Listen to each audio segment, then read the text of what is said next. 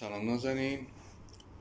امروز تمرین خیلی خوب اجرا کردی، خوب بود و راضی کننده بود، ولی قسمت دومو توی نوتای سیاه فاصله نمیذاشتی که امروز هم این اشکال گرفته شد و فاصله رو متوجه شدی که بعد از هر نوت سیاه باید یه سکوت داشته باشی. سکوت همونقدر مهمه که خط ملودی مهمه. پس مثلا به جای اینکه بزنی دوره میره میره ره دوره دو پشت سر هم بزنی، میزنی دوره میره می و ره دوره و دو. یعنی در حقیقت بعد از هم نوت سیاه یه دونه ایست کوچیک داری به اندازه یک و. خب حالا من ملودی رو میزنم از اول تا آخر و حالا من یه ذره دستمو میارم جلوتر که دستمو ببینی. حالا به هر حال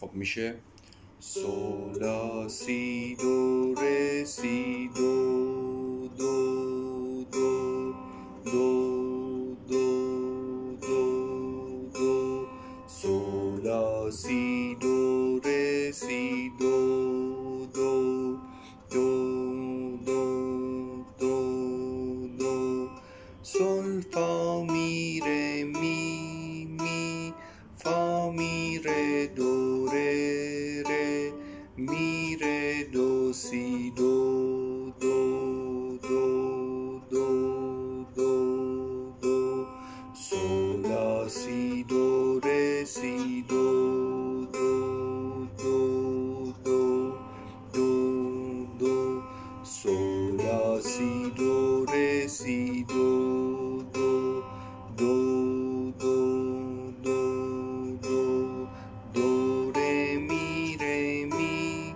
ره دو ره دو دو ره می ره می ره دو ره دو ره می فا می فا می ره می ره دو ره می ره می ره دو ره دو می ره دو می ره دو می ره دو دو دو دو دو دو سو لا سی دو ره سی دو دو دو دو دو دو سو لا سی دو ره سی دو دو دو دو دو دو.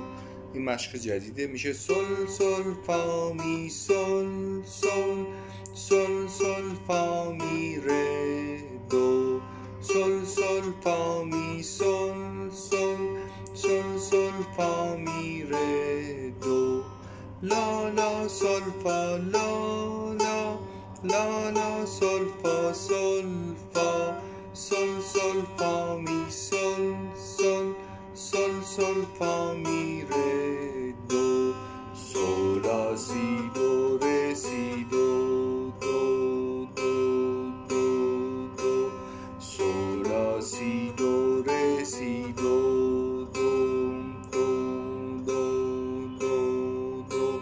یه نکته این که میتونه مشق قشنگتر کنه اینه که بعد از هر نوت دو که میزنی یه بار انگشت حالت مضراب چپ برگشت روی سیم بم بزنی. میشه سو لا سی دو ره سی دو دو دو دو. مضرابم این شکلی میشه. خب میشه سو لا سی دو ره سی دو بم دو بم دو بم دو بم. هر جا که نوت سیاه داشتی، مثلا سل فا می ره می بم می بم فا می ره دو ره بم ره بم می ره دو سی دو بم دو بم دو بم دو بم. یعنی اون ایسته که داری روی نوت سیاه تو روی بم اجرا میکنی. مثلا دو ره می ره می بم ره دو ره بم دو بم. این بعد اینی که مشق کامل زدی، آمادگیشو پیدا کردی، این بمو میتونی اضافه بکنی. دو تا نکته جدید که داشتیم، یکی آچیاکاترا بود، یعنی شما نوت اصلی رو که داری یه نوت چنگ خیلی کوچولو بغل دستش می نویسن که در حقیقت آچیکاتوری زمان بهش میگن نوت تزیین. خیلی سریع با نوت اصلی قاطی میشه. مثلا میشه مضرابت خیلی سریع راست چپ بزنیم. خب این میشه مضرابت.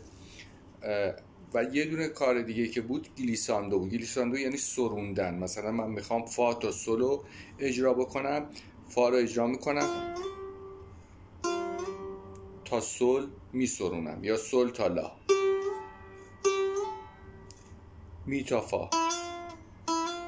هم به سر از پایین به بالاست، یعنی نوت فا تا نوت سول مثلا، که از نوت فا قبل از سوله پس میشه پایین، سول میشه بالا، یه پرده بالاتر.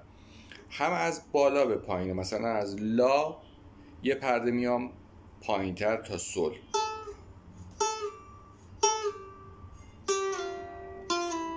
پس اینو میگن گلیساندو.